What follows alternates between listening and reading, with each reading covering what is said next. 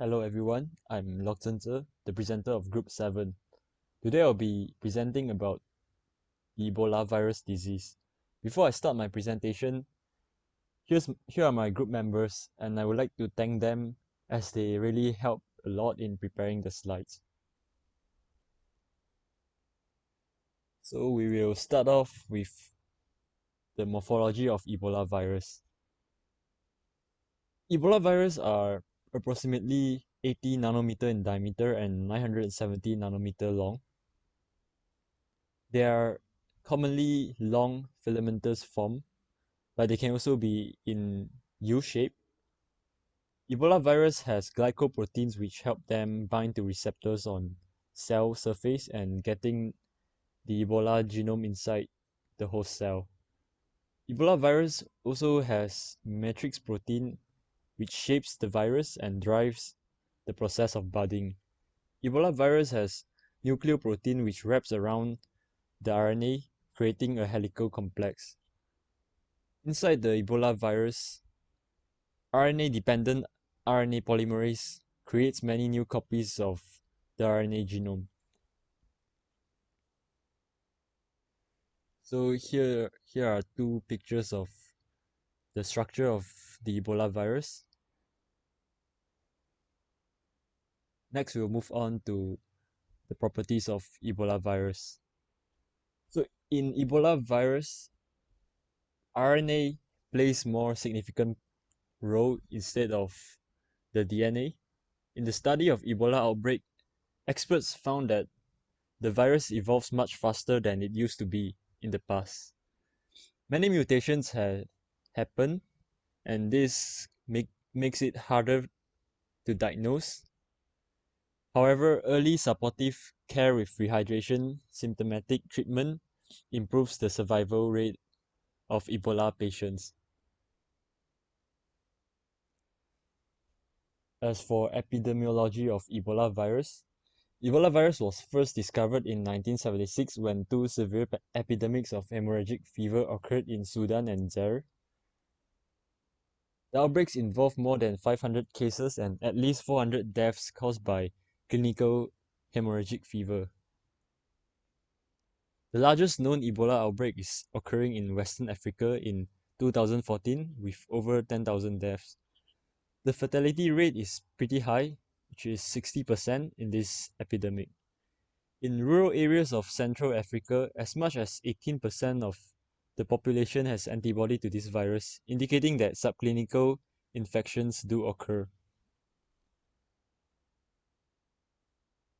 Next, we'll move on to the transmission of Ebola. Transmission from human to human mainly occurs through the blood and body fluids. Users of syringes and needles contaminated by Ebola patients is also one of the way of transmission. Besides that, if we handle infected animals or have direct contact with their blood, secretions, or their meat, we may also be infected by the virus.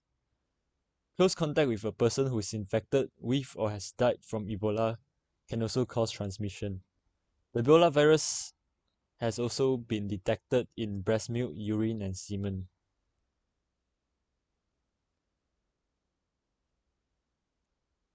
Now we'll have a look at the clinical features of Ebola.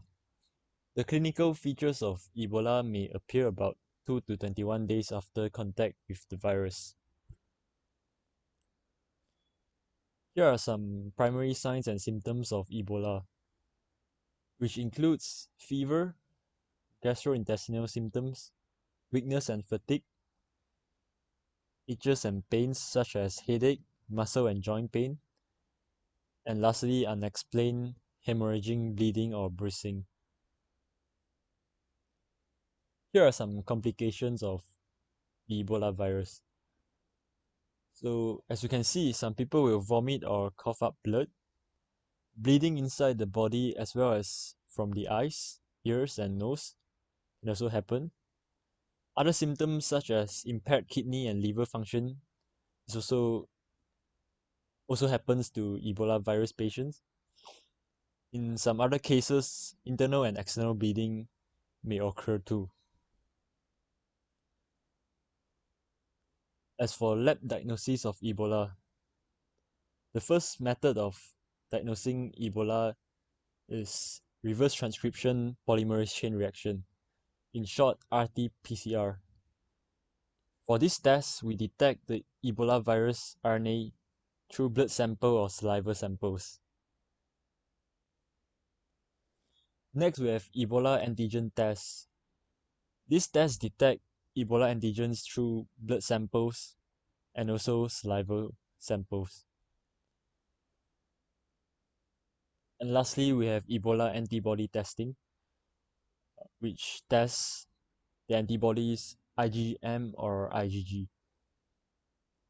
For this test, mainly we'll use blood sample, and the IgM class usually develops first, while IgG develops later. This is about the same in most other diseases.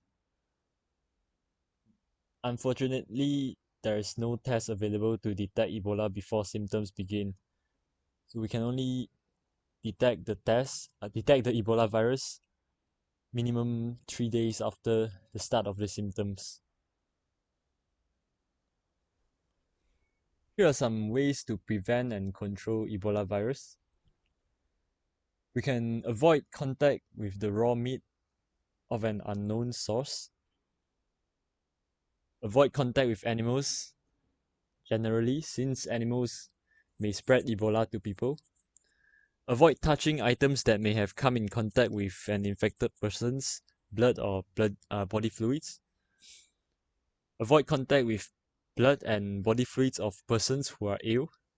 And also for healthcare workers should always wear masks, gloves, and goggles whenever they come in contact with people who may have Ebola. So Ebola vaccine is under development around the world. In December 2019, the RVSV Zibov vaccine was approved for medical use in the United States. On 21st of July 2015, preliminary results of a phase 3 trial in Guinea indicated that the vaccine appears to be highly effective and safe. In December 2016, a study found that the RVSV Zibov vaccine is 95% to 100% effective against the Ebola virus, making it the first proven vaccine against the disease. Here are the references, and that's all for the presentation. Thank you.